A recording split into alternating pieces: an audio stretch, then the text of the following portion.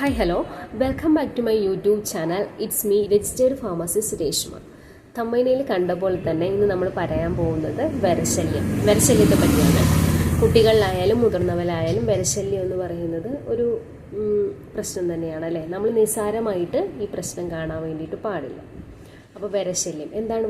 വിര എന്ന് പറയുന്നത് ഒരു പാരസൈറ്റിക് ആണ് കേട്ടോ. പാരസൈറ്റിക് എന്ന് പറഞ്ഞാൽ നമ്മുടെ ശരീരത്തിൽ ജീവിച്ച് നമ്മുടെ ശരീരത്തിലെ ജലാംശവും ഫുഡും ഒക്കെ അവർ വലിച്ചെടുത്ത് നമ്മുടെ ശരീരത്തെ നശിപ്പിക്കുന്നു. അതിനെയാണ് പാരസൈറ്റ് എന്ന് പറയുന്നത്. അപ്പോൾ ഈ വിര എന്ന് പറയുന്നത് ഒരു പാരസൈറ്റാണ്. ഇനി പാരസൈറ്റുകൾ നമ്മുടെ നമ്മുടെ കുട്ടികളിലാണെങ്കിലും മുതിർന്നവരിലാണെങ്കിലും നമുക്ക് വിളർച്ചയാണ് ഉണ്ടാക്കുന്നത് അല്ലേ. വിളർച്ച, അനീമിയ, നമുക്ക് വിശപ്പില്ലായ്മ, ഇതാണ് ഇവർ കൂടുതലായിട്ടും നമുക്ക് ഉണ്ടാക്കുന്നതെന്ന് പറഞ്ഞാൽ ദഹനത്തിനുള്ള പ്രശ്നങ്ങൾ, ചിലർക്ക് ഛർദിലുണ്ടാക്കാം, ഇതൊക്കെ ഇവരാണ് ഉണ്ടാക്കുന്നത്. പിന്നെ ഇവിടെ റോഡ് സൈഡിൽ വണ്ടികൾ പോകുന്നതുകൊണ്ട് സൗണ്ട് ഉണ്ടാവും. അപ്പം നിങ്ങളൊന്ന് ക്ഷമിക്കുക കേട്ടോ. ചിലപ്പോൾ വണ്ടി പോകുമ്പോൾ കുറച്ച് സൗണ്ട് കൂടുതലാവും. അപ്പം ഞാൻ പറയുന്നത് നിങ്ങൾക്ക് കേൾക്കാൻ പറ്റുന്നുണ്ടെന്നാണ് എൻ്റെ വിശ്വാസം. അപ്പോൾ അത് നിങ്ങളൊന്ന് ക്ഷമിക്കുക. ഇനി പറയാൻ പോകുന്നത് നമുക്ക് ഈ വിരകൾ ഒരുപാട് ടൈപ്പ് ഉണ്ട്. പിൻ വേം, ഹുക്ക് വേം, റൗണ്ട് വേം. ഈ 3 വേമുകളാണ് മെയിനായിട്ട് നമ്മുടെ മനുഷ്യ ശരീരത്തിൽ കാണുന്നതെന്ന് പറഞ്ഞത്. അതിനകത്ത് ഒന്നാമത്തെ വേം എന്ന് പറഞ്ഞാൽ പിൻ വേമിനെ വേറൊരു പേര് പറയും സീഡ് വേം എന്ന് പറയുന്നുണ്ട്. സീഡ് വേം അതെന്ന് പറയുന്നത് നമ്മുടെ ശരീരത്തിനുള്ളിൽ കയറുന്നത് നമ്മളുടെ സീറ്റ്, അതായത് വരെയുള്ള ഒരാൾ ഇരുന്ന് കഴിഞ്ഞിട്ട് അപ്പോൾ അവിടെ വരാം, മറ്റൊരാൾ അവിടെ ചെന്ന് ഇരുന്ന് കഴിഞ്ഞാൽ അങ്ങനെ ആ രീതിയിൽ നമുക്ക് സ്പ്രെഡ് ചെയ്യുന്നുണ്ട്. കൂടാഞ്ഞിട്ട് നമ്മുടെ അണ്ടർ ഗാർമെൻറ്റ്സിൽ അടിവസ്ത്രങ്ങളിൽ പിൻവേം പൊട്ടിപ്പിടിച്ചിരുന്നിട്ട് അടിവസ്ത്രങ്ങൾ ഇപ്പോൾ നമ്മൾ നന്നായിട്ട് ശുചിയാക്കാതിരുന്നു കഴിഞ്ഞാൽ അത് മറ്റുള്ളവരിലേക്ക് പകരാൻ വേണ്ടിയിട്ട് ചാൻസ് കൂടുതലാണ്. അപ്പോൾ നമ്മൾ ഇത് മാറാൻ വേണ്ടിയിട്ട് നമ്മളുടെ അണ്ടർ ഗാർമെൻറ്റ്സൊക്കെ നന്നായിട്ട് ഡെറ്റോൾ ഉപയോഗിച്ച് തന്നെ കഴുകി വെയിലത്തിട്ട് ഉണക്കി തന്നെ നമ്മൾ ഈ വരെയുള്ള ആൾക്കാർ ഉപയോഗിക്കുക. പിന്നെ നമ്മൾ എന്താണ് ചെയ്യേണ്ടത്? നമ്മുടെ കൈയുടെ നഖം വെട്ടുക, അത് കൈ ക്ലീൻ ആക്കുക. എപ്പോഴും ഹൈജീനായിട്ടിരിക്കുക. അതായത് നമ്മൾ കൈ ഒരു 20 സെക്കൻഡ് ഉപയോഗിച്ച് സോപ്പ് ലായനിയിൽ നമ്മൾ കൈകൾ നന്നായിട്ട് കഴുകുക.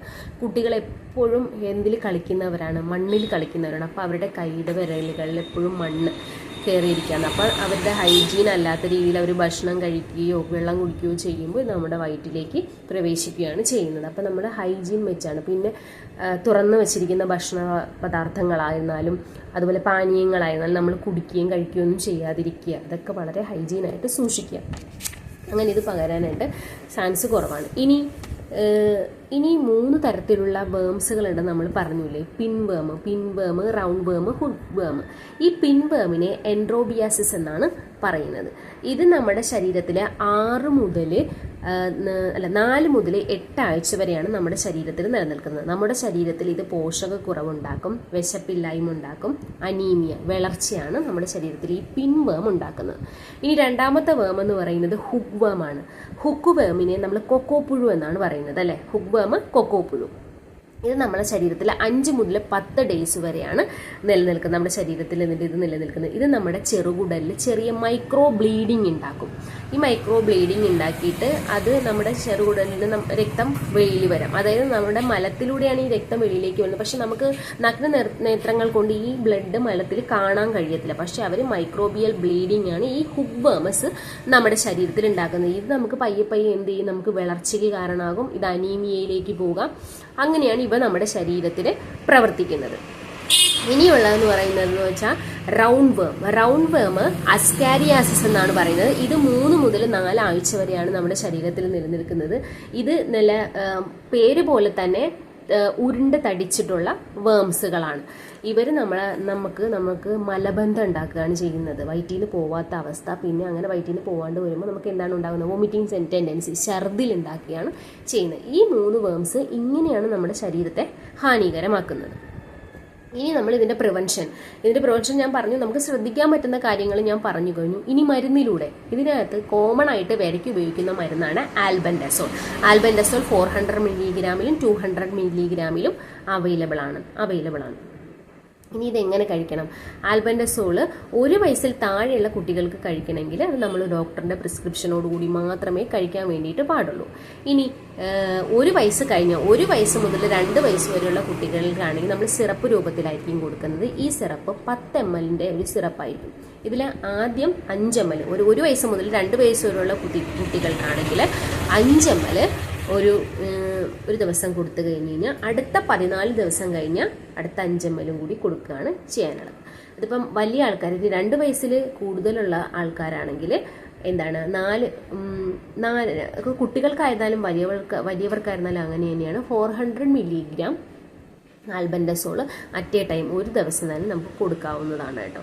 ഇനി ഇട്ടിട്ടുണ്ട് നമ്മൾ ആൽബൻഡസോൾ കൊടുക്കുന്നത് 2 ഡോസായിട്ടാണ്.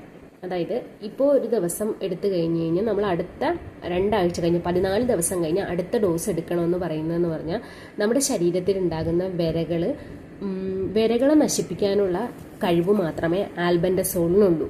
വിരകളുടെ മുട്ടകൾ നശിപ്പിക്കാനുള്ള കഴിവില്ല. അപ്പോൾ ഒരു ദിവസം നമ്മൾ എടുത്തു കഴിഞ്ഞ് 14 ദിവസം കഴിഞ്ഞ് വീണ്ടും എടുക്കാന്ന് വെച്ചാൽ അപ്പോൾ 14 ദിവസമാണ് ഈ വിരകൾ വളർന്നു വരാനുള്ള സമയമെന്ന് പറയുന്നത്. അപ്പോൾ 14 ദിവസം കഴിഞ്ഞ് അടുത്ത ഡോസ് എടുക്കുമ്പോൾ ആ വളർന്നു വന്ന വിരകളെ കൂടി ആൽബൻഡസോൾ നശിപ്പിക്കുകയാണ് ചെയ്യുന്നത്. ഇനി ഇതിൻ്റെ മെക്കാനിസം ഓഫ് ആക്ഷൻ എങ്ങനെയെന്ന് നോക്കാം.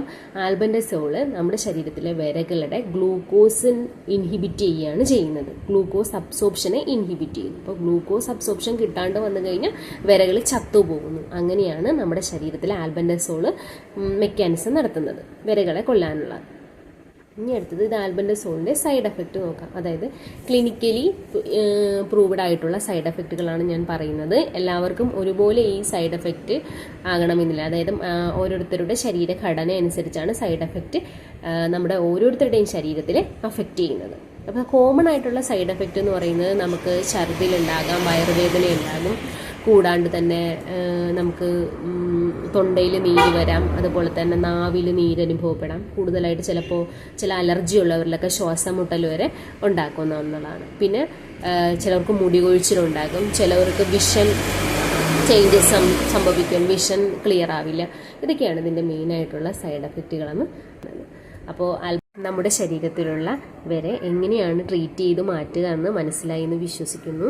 ആൽബൻഡസോളിനെ പറ്റിയും അവയുടെ സൈഡ് എഫക്റ്റിനെ പറ്റിയും അവ നമ്മുടെ ശരീരത്തിൽ എങ്ങനെയാണ് ആക്ട് ചെയ്യുന്നതെന്നും ഞാൻ വിശദീകരിച്ചിട്ടുണ്ട്.